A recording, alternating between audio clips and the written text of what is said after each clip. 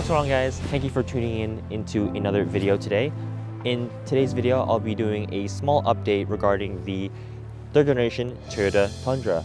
And it's been almost 1 year and 1 month, roughly January 6th, of our ownership of this truck. So let's get right into it. All right, so here we are. In my previous video, I received a ton of comments regarding all the issues that this truck had, whether it's the wastegate issue from the engine or the reliability, gas consumption, or just the overall build quality.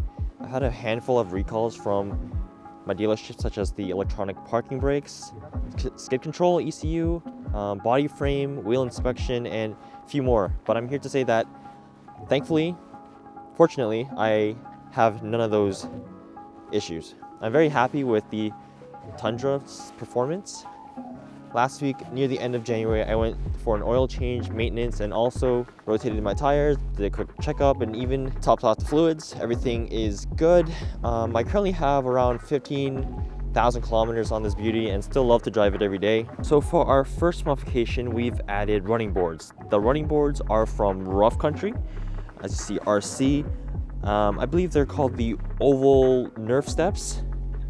So that was a pretty simple installation. Me and my dad installed it in our garage, probably like roughly around 30 screws, I believe. Moving on to the truck bed, we have the Bison Tonic hard trifold cover. We also installed that ourselves in the garage. Pretty straightforward, I believe, but some little bit of troubleshooting. The next modification, a little subtle, but I guess if you really see it, it is raised, it is lifted. We have the Westcott design preloaded collar lift kit, I believe. I'm not sure what was it called, but I'll probably link it on screen and in the description below. So we have 3 inches in the front and 1 inch in the rear. If you have any more questions regarding the Toyota Tundra, feel free to drop a comment in the comment section below. We'd love to connect and chat with the community. All the fellow Tundra owners or people who are looking to get Tundras. But anyways, what you've all been waiting for now is probably the next modification, which, as you can see, is the thumbnail and title. It is the installation of the Boss HTX V-Blade snowplow. I'm just going to skip to the next day where I have to drop off the truck at 7 a.m. at WPE Landscape Equipment, which is a local dealership near me, roughly around 10-15 minute drive. I know I'm not the first in North America to get this installed on a Tundra, the 2022 third generation Tundra, possibly the first in Canada, not too sure. Shout out to Michael Russ from Wisconsin. He had his Boss HTX V-Blade installed on his Tundra on the 12th of January. I'll throw up a small clip from his truck during a run in the snow. We both waited 4 to 5 months after our order and deposit, mainly because of the new Tundra's body frame design. Boss had to redesign the mounting bracket. There were some slight issues with the installation due to some wiring, so we picked it up the day after. Boss down in Milwaukee, Wisconsin sent the wrong instructions.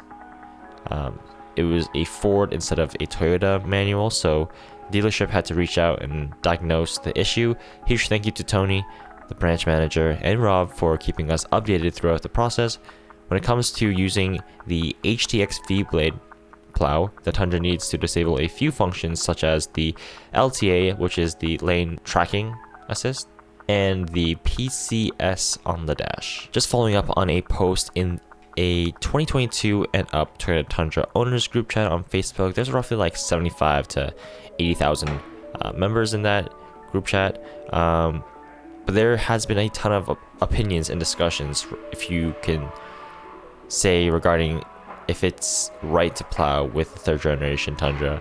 When it comes to the plowing community, the majority of truck rigs are Chevys, Rams, or Fords. I believe roughly 90% are those car makers and 10% are Toyotas. Just a guess from what I could observe in the community in North America, specifically Ontario, Canada, I believe Toyotas are reliable. Some people prefer plowing with a 1-ton diesel rig, which is a much heavier frame or cool system and engine. I don't think the V-PLOW will block a significant amount of air flow, air intake to the radiator or turbo intercoolers. Everyone is free to have their own opinion, so I can respect that. I guess it really comes down to your style of driving, plowing, and what type of application of plowing you do. Our main application is mainly residential houses, but now we have a heavier plow. We might take on 1 or 2 commercial clients max during the winter season. From the time of this video's release, it is early March. I wanted this video to be out earlier, but there wasn't much snow to capture some footage. We've got our plow installed on February the 8th and finished on the 9th. The first time we used this plow, I was more gentle with attacking the snow than dragging it to the curb. We've had around 3 to 4 snowfalls, and I am impressed on how smooth the Tundra handles the HTX V-PLOW. It was a small learning curve with the speed of the plow that can raise, and also the controller. There's like 5 buttons. I can almost average 5 to 7 minutes per driveway depending on the size, and I'm looking at getting a back drag edge blade kit as well. With all that being said, I look forward to plowing with the Tundra and the HTX V-PLOW. Thank you so much for watching today's video. Make sure to subscribe if you're interested in this type of content so you don't miss out on the next, and hopefully you have a wonderful day, and I will catch you next time.